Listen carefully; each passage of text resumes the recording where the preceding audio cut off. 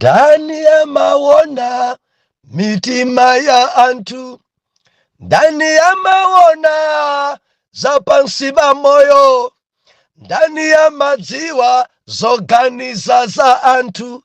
Yesu mwana Mulungu, ndani ya madziwa mitima ya bale, ndani ya madziwa maganizo anzatu, ndani ya maona zochitika za muntu. Yesu mwana Mulungu. Ndiulandire nokondedwa omvera konse kumene muli. Heneleke Tchale mtumiki wanu believer, lero pa 8 November 2024, malangizo, mzimu wa Yudasi. Kunalinji msabatai believer, msabatai Mulungu alankhula, Mulungu wavumbulutsa zina zatsopano msabata imeneyi. Mulungu atidzudzula, Mulungu waphunzitsa. Ende ndinako kutsimikizika mtima kuti believer tanenepa chifukwa takhwasula. Muvi unabaya, minofunso yapezeka msabata imeneyi. Believer manje timanena kuti kukula. Kudzikwa kuno tili ndi agogo, kudzikwa kuno tili ndi nkhalamba. Ndeti manena kuti tidzisamalire nkhalamba, tidzisamalire. Dzosowa chakudya tizipase zakudya, dzosowa zovala tizipase zovala. Tili ndi agogo tisamathamangise, tili ndi agogo tisamawamenye, tili ndi agogo. Believer ndi udindo wa Mulungu kusamalira okalamba. Kunalinji sabata imeneyi ndiye Mulungu analankhula kuti naonso agogo mudzivomereza kuti ndinu wakulu, mudzichitanso ngati gogo. Osamakonda kuchita ngati atsikana. Tamaendani ngati agogo, tamafalani ngati gogo, tamayankhani ngati gogo. Mundimva? Tiagogo tina sitikuvomereza kuti ndi tiagogo ntokalamba. Tiagogo koma tozunza, tiagogo koma topanda khalidwe, tiagogo koma tosanziwa Mulungu. Haleluya. Joshua, Mulungu adachita kumuza kuti wakalamba. Endi Joshua ekankunanaso kuti yes, pano ndiye ndatha. Haleluya. Vomerezani kuti ndinu wakulu. Zaka 70, zaka 60, Mulungu akusungani. Vomerezani kuti ndinu gogo. Tavomerezani. Ati ine tagogo tati kuti judula kudzijo.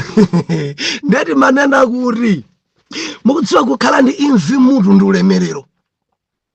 Musaononge ndalama zoti mugule bread mkuyamba kumangodesa tsitsi. Kudesa tsitsi. Ni masiku atatu tuyambanso white. Masiku atatu ya imvi zikuoneka. Dzikuonengerani ndalama. Mukamaoneka mutu mwanu mwampe ndi ulemerero. Musamabisa imvizo. Mundimva? Ndi ulemerero Mulungu akusungani. Mulungu akutetezelani. Believer kukula. Ndati manena kuti ukamva mthupi mwako kuti mphamvu zako ndi zakale sidzikuyenda, believer usadzikakamise kugwira ntchito imenewe sungathe. Nzija zoti umangosinza, kumangogona mu office, mkonono mu office. Kodi ntchito yagwirika ankangogona waye. Kukula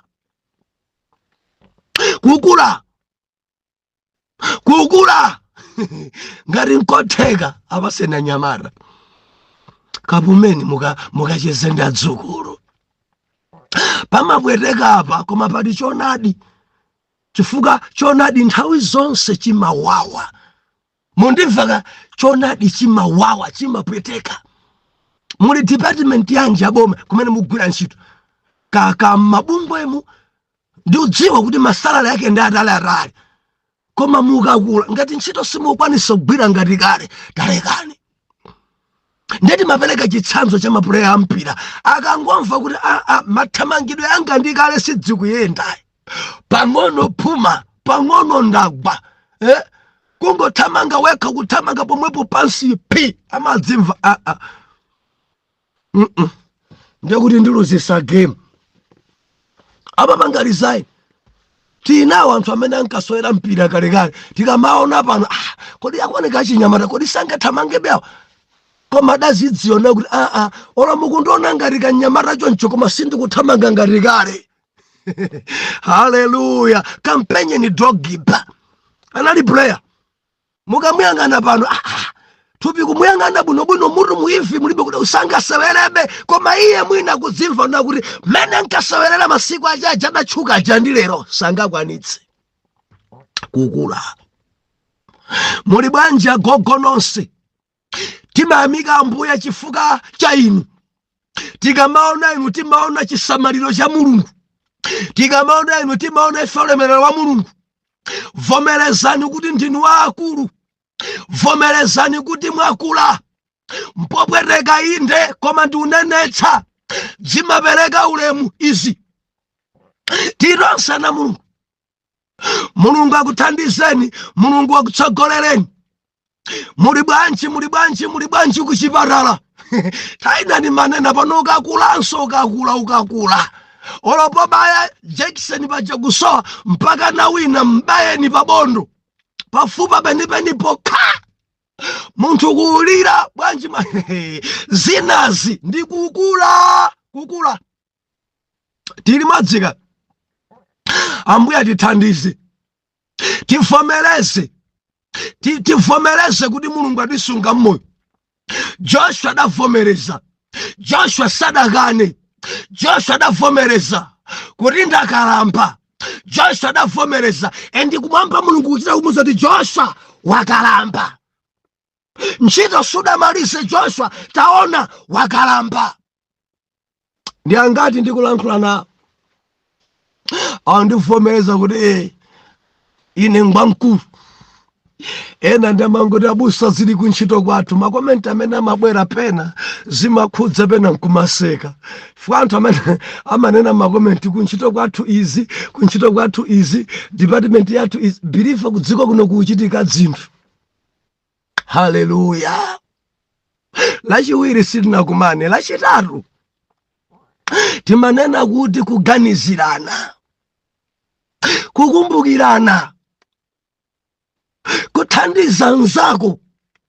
Ndeti manena kuti ngati anthu opemphera pali wina amene tidali naye limodzi dzana lathu, wina amene tidayima naye dzulo lathu, amene tinkakwera naye phiri kale lathu, amene tidayamba naye kuimba naye kwaya kale lathu, nzathu opemphera. Endi tinayiphatikiza ndi dzulo timanena kuti nzako opemphera. Bilifa tidzitha kukumbukirana. Ndeti manena kuti enanu kuti mufike pano muchita kudziwa ndithu nzanga adatengapo gawo. Banja muli nayo nzanu wina adatengapo gawo. Ntchito muli nayo nzanu wina adatenga gawo. Tisamayiwalane. Mkumbukira chabwino chimene nzako adachita. Ndefe timamuona ife Joshua ndi Caleb. Anabwera Caleb kwa Joshua wakula wakalamba. Malire anga, gawo langa, cholowa changa sudandipasa. Mtumiki Moses adamuza Jehova kuti ine mbali yanga ndino Hebron. Ukumbukira Joshua. Joshua ukumbukira zimene adanena Moses za malo wanga. Taona wakalamba koma sunandipase gawo langa. Taona wakalamba wandiyiwala china chilichonse. Taona wakalamba palibe chimene wachita pa ine. Joshua zona, my best friend, wandiyiwala. Kalebe anadandaula. Ndeti manena kuti sisi dayenera kukhala chonchi pa Joshua. Chifukwa m'bale uyuyu ndi amene adayima naye, ndi amene ankalimbikitsa onse Israeli, ndi amene ankatonthoza mitima ya ana Israeli. Kalebe ndi uja amene adakazonda Yeriko nthawi ija. Kalebe nyamata wolimba mtima. Kalebe nyamata wodzitsata. Kalebe ndikudakamba za Kalebe. Nyamata uyuyu akadayenera kupatsidwa zace kalekale koma nzace adamuyiwala. Musayiwale anzanu. Musayiwale maintercessor anzanu. Musayiwale anzanu amene mudali nawo ku secondary kuthandizana za uzimu. Musayiwale ena mudali nawo ku college kuthandizana za uzimu. Musayiwale anzanu. Ndikukamba za anzanu opemphera. Musayiwale. Tili madzi mwana Mulungu. Osamayiwalana. Funso lathu linafunsa kuti nsabatayi nzanu ali kuti? Akudya chani? Akoneka bwanji? Ali dziko liti? Ali pabanja kapena ayi? Nzanu auvala chani? Nzanu ali kutiko? Tamfufudzani. Makomenti amene andipeza abusa ena nkumati atati ndayamba kumfufudza nzanga wakuti. Papa malankhula ndine. Busa malankhula ndine. Ena tinzanga uja ndampeza mandithandiza abusa pa message imene. Nzanga amene ninkakwera naye phiri. Nzanga amene ndidayeri naye limodzi ma fasting. Nzanga ndansaka endi ndampeza. Zofunika zimenezi. Haleluya. Ndedzo tinatsindika. Nzako opemphera amakulimbikitsa. Believer tukamba za nzako opemphera. Si aja omwana wakachaso aja iyayi. Tukamba za nzako opemphera. Tinaomba nkora pankhani imene idzulo koma sitinayimalizitse. Pati B yake lero. Dzulo tinaona ife Petro ndi Yohani mzake opemphera. Mudzamu malimbikitsana. Petro ndi Yohani mantha adalibe wayi. Chifukwa cha analipo awiri. Shadraki, Meshaki ndi Abedinego sadamuope mfumu Nebukadneza. Arayika chifano chake nkuyatsa moto nkuwaopseza nyamatawo. Bible nena kuti adayimirira nyamata opanda mantha nkumuza mfumu. Madala ndife Ayuda izi sitimalambira. Moto mukoleza dzenidzeni. Ngati kumwamba panga chisankho kuti lero asatipulumutse ku moto koma sitidzalambira chosema. Adalimbikitsana. Adapasana mphamvu. Mantha adalibe. Adayima benji. Adali ndi anzake Shadraki. Adali ndi anzake Meshaki. Adali ndi anzake Abedinego. Naye Petro ndi Yohani sadachite mantha ngakhala adamenyedwa. Believer mukakhala awiri mumalimbikitsana. Nzako opemphera. Nzako opemphera. Ndikukamba ndi ena. Ndikukumbutsa ena pano. Ndimafuna mulingalire bwinobwino. Ndiuri nzanu. Lero ndikufunsani lero. Mwina adzana jadali akachaso okaoka. Anzathu akachasu zimasintha tikatembenuka mtima. Mundimva ukangotembenuka mtima anzako achama kutenga ngati sudaganiza bwino ngati ndi wopemphera. Na Mulungu amakupatsanso anzako ena opemphera. Amene wawo akakamire. Ajadzidabwa ajaleke udzingu apempherera. Ambuye mwachitira chifundo zikomo. Koma awa opemphera nawo awa amene mudagwirana manja nonse nkukwera phiriwa. awa amene mudathandizana kuti mukhale muchimene muli lero, awa unkonda mulunguwa, apetulo wako, ashadraki akowa, amene wabiriva ni mati wakumbukire mwapadera, takumbukira mwapadera. Unali munkhondo ina yake, nawo udamuimbira foni Shadraki, udali munkhondo ina yake, udandziwisa Petulo wako, udali munkhondo ina yake, mudagwirana manja, mudapambana, musamayiwalane. Kunalinji Sabatayi nzanu ndani ndukamba ndinuyo lelolo, nzanu nda player partner wanu ndani, mumalumikizana inuyo ndi ndani, spiritual friend wanu ndi ndani, mumaimbirana foni ndi ndani. Ndifuna ndikulimbikitseni ameneyo mkakamireni, ameneyo mwende naye limodzi, ameneyo tachitani naye muzithandizana, ameneyo musalole kuti kugawanikana kapena chisokonezo cha ziwanda zibwere. Mkakamireni nzako opemphera, nzanu opemphera, nzanu opemphera. Kunalinji Sabatayi takhwasula biliva, tanenepa ife sitili chimodzimodzi. Mulungu anena nafe zochuluka Sabata imene, Mulungu atidzudzula msabata imene, Mulungu wadzilemekeza.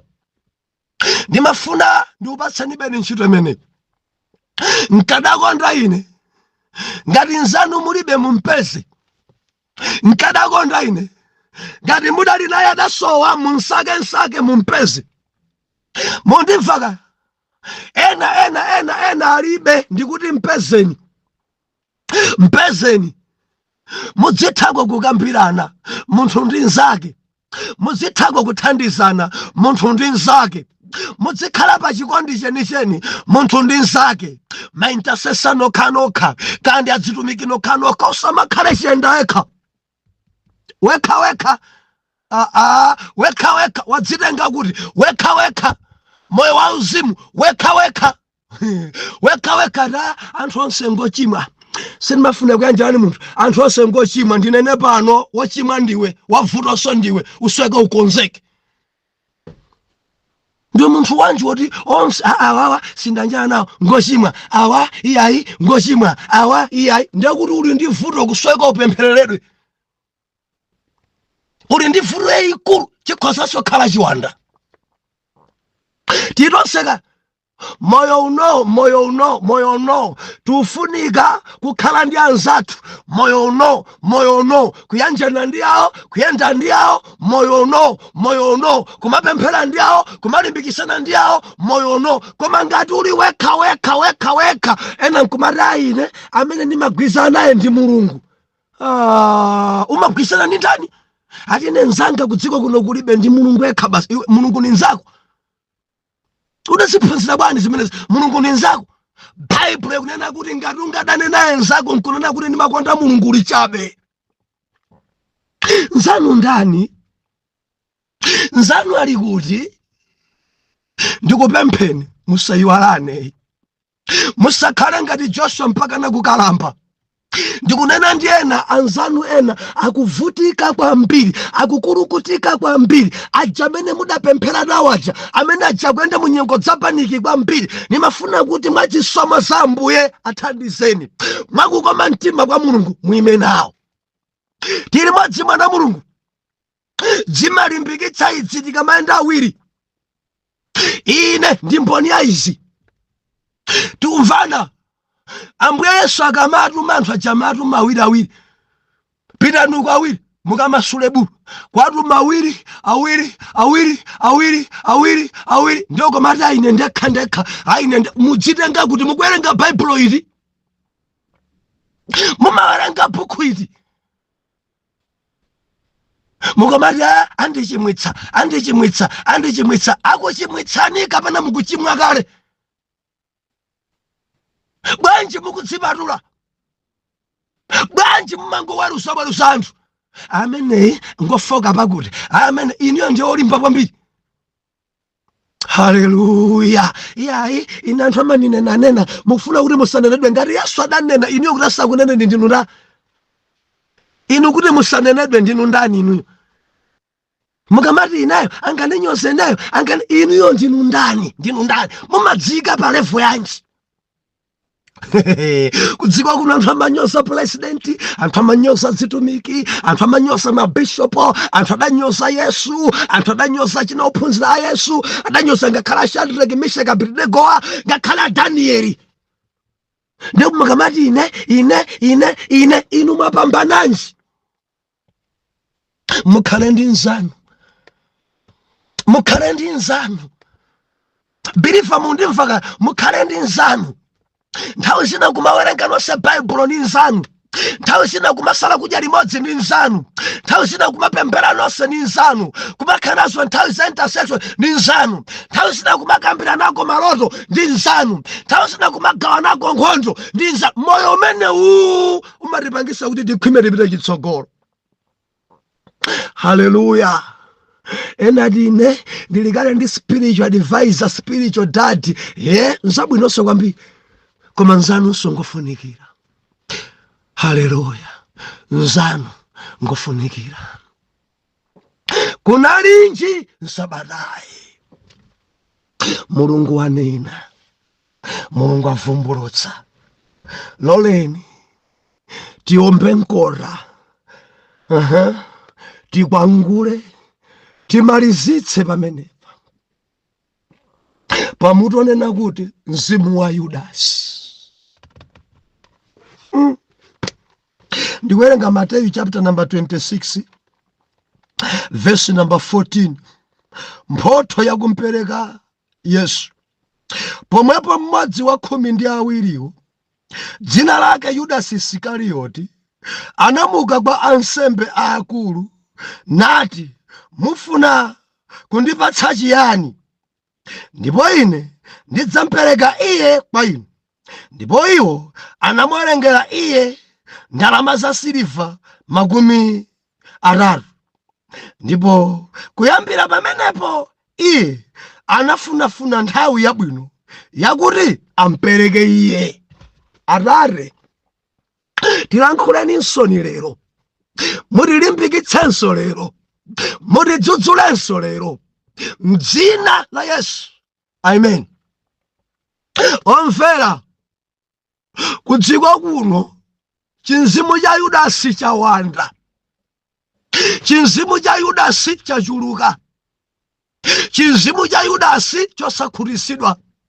Chinzimu cha Yudasi choipa. Chinzimu cha Yudasi choipitsa pokhala. Amandikhudza ine Yudasi. Ndimafuna ndilise khwerere. Mu wiki iyi tanena zambiri za anzathu. Anzathu ena ndi Ayudasi. Anzathu ena amaoneka kumwetulira koma sakumwetulira. Bilifa ndati ndikuomba nkora. Pali anzathu dzina zosapemphera. Pali anzathu dzina zimfiti za anzathu. Pali anzathu dzina zokhala ndi mpeni kumphasa. Ambuye atithandize. N'chifukwa chake dzulo ndinatsindika ine kuti nzathu akhale opemphera. Nzathu akhale opa Mulungu. Nzathu akhale biliva. Nzathu akhale opemphera. Wotembenuka mtima, wasunga chiyero sadzakukhumudwitsani. Dziko langa mpira kulira chifukwa cha anzawo. Biliva sanditsutse. Wina mwantima wachisoni. Wina mafuna kuthandiza abale. Wina mafuna kumtenga wina kumuyika pamalo. Lero akulira wathandizayo. Zokhudza. Ndizija pamwambi pali miyambi ingapo imene munatigwiritse ntchito. Zija amanena kuti ndiolosa ndikakudye. Biliva ndipatambasula. Ena pali mwambi amati chisoni chidaphesa nsema mipini. Ndesena amati chisoni chidaphesa nkhwali. zidakhala bwa ati moto nkayaka ndenjoka idampempha mbalame inatchera kuti nkhwali chonde tandiulutsa ndikumange miyendo yako tiuluke ukatisiye kukutali ndi moto. Ndiye mbalame ya nkhwaliyo ndi nthano chabe timene akuti idavomereza kutenga njoka kuyiulutsa kafika kuja kutera kopanda moto koja kuti ndili ndi njala. Bwanja kuti ndili ndi njala sindikusiya mpakana mbalame ija idaphedwa ndi njoka imene iye adayipulumutsa. Chisoni chidaphesa nsema mpini, chisoni chidaphesa nkhwali. Kudziko kuno kuli anthu amene ife tidatenga, amene ife tidagwira pa mkono, lero akuti mvesa kuwawa, lero akuti mvesa kupweteka achinzimu cha Yudasi. Wakhala nawo pamalo omwe tulira koma ali ndi chimpeni kumphasa kuti atibaye. Ndikukamba ndi ambiri ntchito zawo zidatha chifukwa cha anzawo owapezera ntchito iwo pa mzungu, amene ndi nzanga, amene ndi mbale, mpaka na mzungu amakana ayi sindikufuna kuonjezera wina kumati chonde thandizeni, amene ni nzanga kusopo gwira chonde thandizeni, mpaka na mzungu adamulemba ntchito. Kungokhalapo miyezi yowerengeka mbale uja nzawo uja chifukwa cha kusapemphera adayamba kunena mabodza amene ambweresa pamalo, adayamba kuyipisa kwa mzungu nzache amene amuyitanitsa, adayamba kunyoza, adayamba kuyipisa. Zotsatira zake mzungu ndi nzache uja kudana osagwirizanaso pamalo pachokhala gwede nzache nkumadabwa zimenezi zikuchokera pati, mabodza amene akuchokera pati, kuyiwala kuti nduyo amene mudambweresa nokhayi. Kudziko kuno kuli anthu oyipa, usamale kwambiri ndi anzako. Akakhala opemphera adzathandiza moyo wako pita chitsogolo, akakhala opemphera adzakunenera zabwino kwa bwana ako zimene wanchitirazi, akakhala opemphera adzalakalaka kuti iwe ukhalebe patsogolo iye adzibwera mbuyo mwake, akakhala opemphera adzikupempherera kuti iwe ndi abwana chikondi chanu chipite chitsogolo, akakhala opemphera adzikusalira kudya koma zikakhala zimfirisi zidzikuloza kuti izo zikhale pamalo. Mzimu wa Yudasi kuyenda ndi Yesu koma ali ndi upandu. Mzimu wa Yudasi kakambirana ndi akuluakulu asilikali, mufuna Yesu, mufuna mene monga ndiganizire zingati takambiranani, mundipasa ndalama zochuluka bwanji ndidzakupasani, ndidzakudziwisani, ndipo ndidzampereka kwa inu ndi chimpsopsono, ine ndidzakupasani. Koma mundiganizire akuti adampasa ndalama, adampasa kachi, atikuyambira pompo mumtima mwake mudasowa mtendere, amasakasaka plani kuti ampereke Yesu Khristu. Ndi angati ndikulankhula nawo kundivomereza abusa. Nzanga adandilanda banja, kuntenga wina tabwera udzakhale pano, kuntenga ku Malawi bwera kunja kuno udzakhale pa nyumba panga pano, ndiupita ku ntchito, ndiukusakira ntchito. Baya ndi bayi mwana wa mzimayi ayamba kugonana ndi mamuna wa nzache.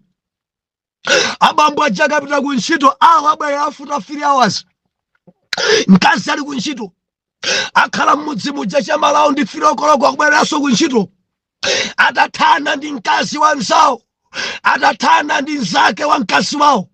Baya ndi bayi chikondi chayamba kukula, baya ndi bayi banja yamba kugwedera gwede achoka iwe ndibe nawe ntchito gwede. Ndikunena pano ena kundivomereza kuti banja langa adandilanda ndi nzanga. Funso nkumari anali wopemphera amene, anali wopemphera amene.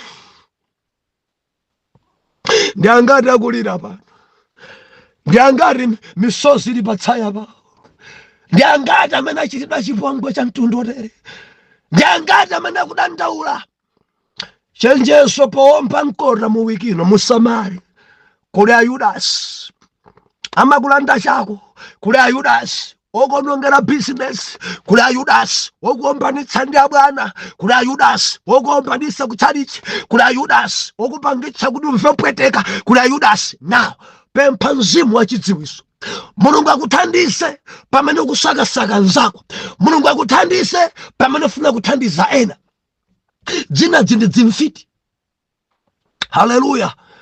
Kunthandiza 100 akausanza chibambo alinazo kopya. Amene jangofuna nkela ndi usiku, amene jatikantani tikamubere. Mango dabwa kuti abwera kudzakubera anthu mbafa sachoka kuti ena anzanu mukalenga ndalama akuona kena ukadaka usazigawenga tiyeni alinazo, tiyeni amagono kutiyeni kutengu ndi anansi nkhondo zinazi. Haleluya. Sindi kutanthoza kuti musakhale ndi nzanu, ndati ndikwampa mkota, koma maso anu atseguke kudziko kuno kuli mizimu ya Ayudasi okumwetulira alibe chikondi pa iwe, kuwathandiza amadza kudzakupezeketsanso m'mavuto. Nkhani yonseyi ndi kusowa kwa Mulungu kwa nzanuyo. Mondimva pilifa, samalani ena amene mwachita mchidwe uwu. Mulungu akulankhuleni, nzanu sadachimwe kukuitanisani mtown, nokha mtown munkalephera kuyenda olo kulumphanso kulephera, munkachita kugwidwa pa mkono kopati galimoto kugundeni. Zoti roboti yayakayi njoti ndi ya green tiduseni simunkasidziwa. Mukaona red, mukaona yellow, mukaona green, painu zinali zimodzimodzi. Anzanu adakuthandizani. Ikamayaka ya green tidzidusa, ikamayaka ya red tidzima. Anzanu adakuthandizani. Munkachita kugwidwa pa mkono mu South Africa, kugwirani pa mkono mplanta yamu muzomba mulilongwe kumango njenje mena pasiri zonse. Anzanu adakusambitsani, anzanu adakuyeresani maso. Lero mwayiwala, mwamba kwa nyoza, mwamba kwa tukwana, mpaka na ndikulankhula pano azibambo ena adayamba kugonana ni mkazi wa anzawo, adalanda mkazi wa anzawo. Jehova kuthandizeni. Haleluya. Enda kuti mubwezedwe anzanu koma mwayiwala pa mwamba kwafulira zoyipa. Ena mpaka na mankhwala amene afe amene chimene nzanu alakwa ndi chani. Ndilisekwerere inu amene mudapanga chipongwe anzanu mulape mwapepese. Ngati simutero tamverani kudziko kuno kuli Mulungu, kudziko kuno kuli Mulungu ayiweruza nkhani. Choonadi chidziwika bodza amene mudanenera nzanu adachimwanji. Pano nzanu ntchito sakukhala bwino, mudaononga fulu wake wonse pa ntchito, mudaononga bale wake wonse pa ntchito. Lero ni mukusangala ya basi ndanenera bodza, koma iye chidala kwa iye ndi chani? Kukupezesani ntchito adakulakwirani, kukuitanani kunja tabwerani kukupangirani passport adakulakwirani, kukulandirani pa nyumba pake, kukudyesani, kukuphikirani, kukupezani ntchito adakulakwirani. Lero mukunchitira chipongwe. Kuli Mulungu kudziko. Kamfunseni Yudasi. Kuli Jehova kudziko kuno. Musamale inu amene mwaononga tsogolo la ena. Musamale achinzimu cha Yudasi. Biliva ndimafuna ndikulimbikitse amene chowawa ichi chakufikira. Pinda mawondo, pemphera. Sibatu kuchita nkhondo kuno, nkhondo nja Yehova. Patalike pafupike udzapangira umboni kuti Yesu wa ku Nazareti alowera nkhondo zako, ndipo sadaluse kale tili mbali yowina. Bwanji tikumane wiki ya mawa Pastor Juma Juwado tatengani malo. Chapananga chikwawa, chapananga fire lero. Tikuyamba msonkhano lero paja pakakoma dera la Chapananga mudzi mwa Nkhongono.